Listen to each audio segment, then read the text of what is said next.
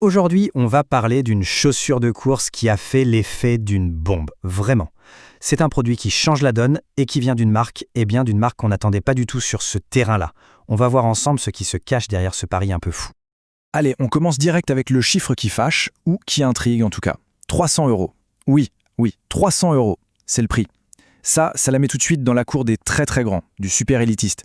La question c'est, qui a bien pu oser un truc pareil? Et là, attention, surprise, la chaussure est signée Kipron. Oui, Kipron, la marque de running de Decathlon, le géant des prix accessibles, de l'équipement pour tous. Alors forcément, la question qu'on se pose tous, c'est mais pourquoi ce pari complètement fou? Bon, regardons ça de plus près. Ce pari à 300 euros, c'est pas juste un coup de tête. En fait, cette chaussure, elle marque une rupture totale, un vrai changement de cap pour la marque. C'est comme si Kipron disait « Ok, le confort pour tous c'est bien, mais maintenant on va jouer avec les pros ». Ils sortent de leur zone de confort pour aller titiller les géants de l'ultra-performance.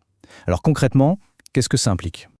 Ce qu'il faut bien comprendre, c'est que cette Kipstorm Lab, ce n'est pas juste une paire de chaussures de plus. Non, c'est une déclaration de guerre en quelque sorte, un véritable manifeste technologique.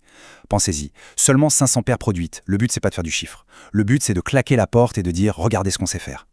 L'objectif, c'est de s'attaquer au top 5 mondial, rien que ça. C'est une opération pour changer complètement l'image de Kipron et de Decathlon. Ok, mais alors, 300 euros, qu'est-ce qu'il y a dedans pour justifier ce prix? Pour le savoir, il faut aller voir sous le capot, au cœur même de la chaussure.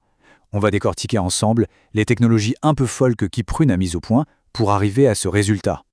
Alors, première pépite technologique, la hook plate. C'est une plaque de carbone, oui, mais pas n'importe laquelle. Elle a une forme de J, un peu comme un crochet. Mais le vrai truc de génie, ce n'est pas tant la forme que la façon dont elle est intégrée. Imaginez, elle n'est pas collée, elle est fusionnée directement dans la semelle. C'est comme si elle faisait corps avec la mousse. Résultat, un retour d'énergie et une stabilité de dingue, parce que tout travaille ensemble, en parfaite harmonie.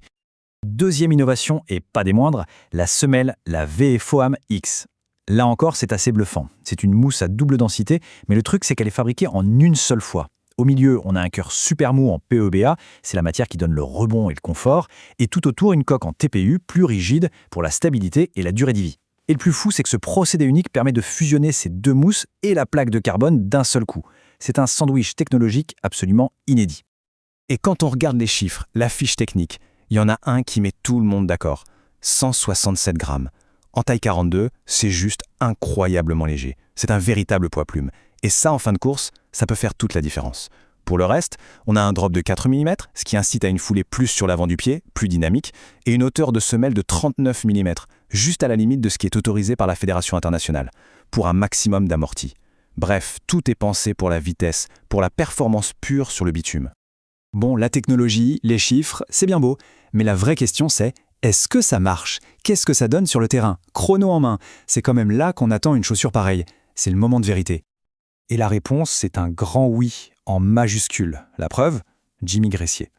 Avec ses chaussures aux pieds, il a tout simplement pulvérisé le record d'Europe du 5 km. Il est passé sous la barre mythique des 13 minutes, le premier Européen à le faire. C'est pas juste une bonne performance, c'est une validation historique. La preuve par A plus B que la chaussure est efficace et au plus haut niveau mondial. Ce record nous dit aussi pourquoi elle est faite. Son terrain de jeu favori, c'est clairement les distances courtes et rapides, le 5 ou le 10 km. Là, son rendement est juste maximal.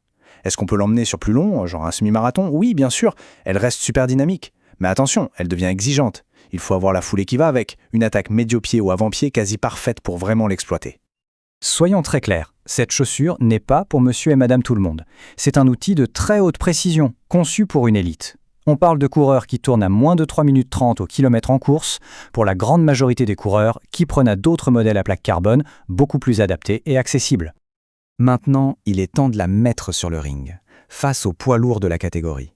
Comment est-ce qu'elle se compare concrètement aux super shoes de Nike, Adidas et les autres, celles qui raflent toutes les médailles? C'est le grand face-à-face. Alors, si on regarde ce tableau, qu'est-ce qu'on voit? Bon, côté prix, avec ses 300 euros, elle est clairement dans le peloton de tête, c'est même la plus chère. Mais là où elle met tout le monde KO, c'est sur la balance. Regardez la colonne poids, 167 grammes. C'est beaucoup plus léger que les stars de Nike, Adidas ou ASICS. C'est là qu'elle creuse l'écart. Et cet avantage de poids, c'est vraiment son arme secrète. On parle de presque 60 grammes de moins que certains modèles.